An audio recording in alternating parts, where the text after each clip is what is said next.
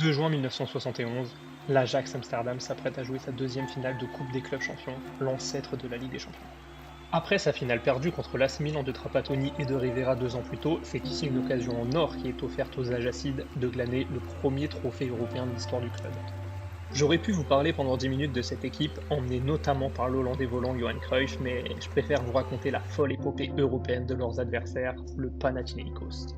Fondé en 1908, le club de la capitale grecque est alors un club au palmarès plus que correct, avec une dizaine de championnats et 5 coupes nationales remportées. Mais au début de la saison 1971, le club prend un tout autre tournant avec l'arrivée de l'ancienne star du Real de Madrid, Ferenc Puskás. Ses méthodes de travail professionnelles, son expérience au plus haut niveau européen et sa vision moderne du football sont une véritable aubaine pour le club qui va pouvoir se structurer avec lui. Mais le coach hongrois ne dispose alors que d'un groupe de joueurs au talent et au potentiel plus que limité, le club ne possédant alors que des joueurs amateurs, tous issus du pays. De bons joueurs sont tout de même présents, on note notamment la présence du capitaine et numéro 10 Mimis Domazov et le meilleur buteur de cette édition de la Coupe des clubs champions, Antonio Antoniadis. Illustration du fait que le club n'est pas programmé pour aller aussi loin en Europe, cette année, contrairement à l'année passée, il ne gagne même pas le championnat.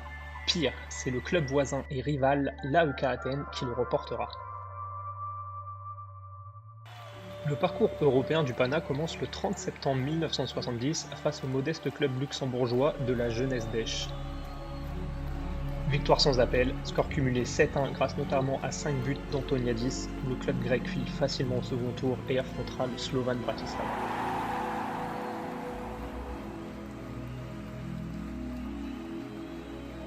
Face au club de la capitale slovaque, le Pana maîtrise le match aller et s'impose logiquement 3-0. Et malgré une défaite de 1 au retour, les Grecs passent un tour de plus et foncent vers les quarts de finale. Antoniadis inscrit encore 2 buts sur cette double confrontation. En quart de finale, le niveau grimpe d'un coup. Le Pana affronte les Toffees d'Everton. Après un match nul et vierge en Grèce, le Pana réalise un second match héroïque à Goodison Park. Vous avez évidemment deviné l'unique buteur côté Pana, Antonio Antoniadis, qui inscrit déjà alors son 8e but de la compétition. En toute fin de match, Everton égalise sur corner, score final 1 partout. Mais grâce à la règle du but à l'extérieur qui vient tout juste d'être instaurée, c'est bien les Grecs qui se qualifient pour les demi-finales. Athènes est alors en liesse.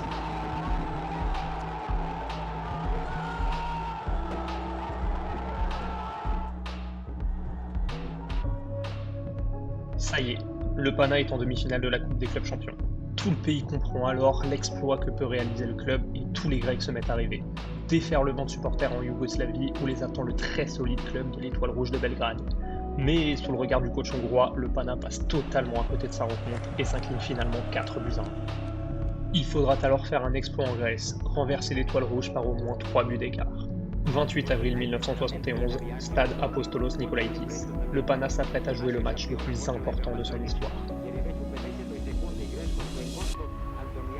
Au bout d'une minute seulement, Antoniadis, encore lui, ouvre le score.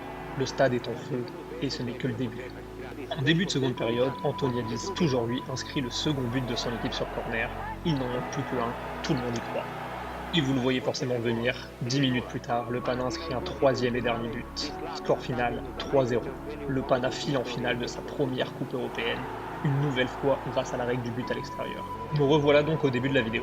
Le contexte est posé et on aura forcément un nouveau gagnant pour cette 16e édition de la Coupe des clubs champions. Le terrain de jeu pour cet affrontement est Wembley, divisé en deux, une moitié de supporters néerlandais et l'autre moitié évidemment aux couleurs du Pana. L'Ajax est le grandissime favori, mais vous l'avez vu, le Pana est prêt pour écrire la plus belle page du football grec.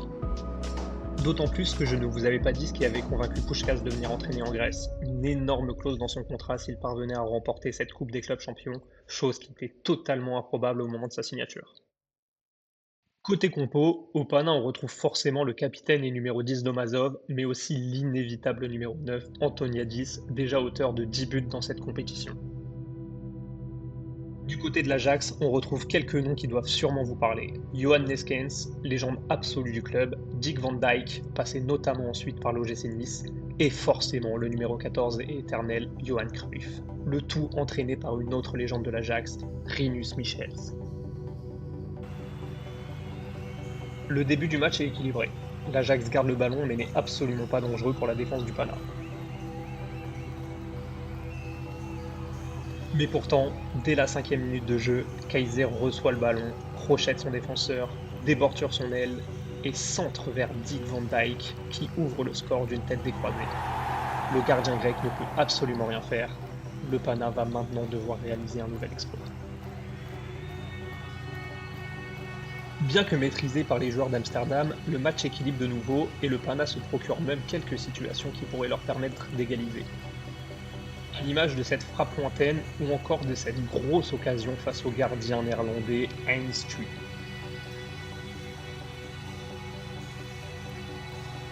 Et là, je vais couper un peu ma narration du match et je vais vous laisser profiter et admirer de la prestation de Johan Cruyff.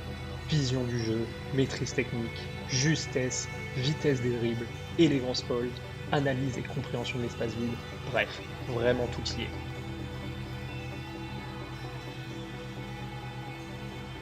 L'Hollandais volant surnage littéralement dans cette rencontre et dégoûte les défenseurs du Pana qui sont, vous allez le voir, des fois presque à la limite. C'est presque hypnotisant.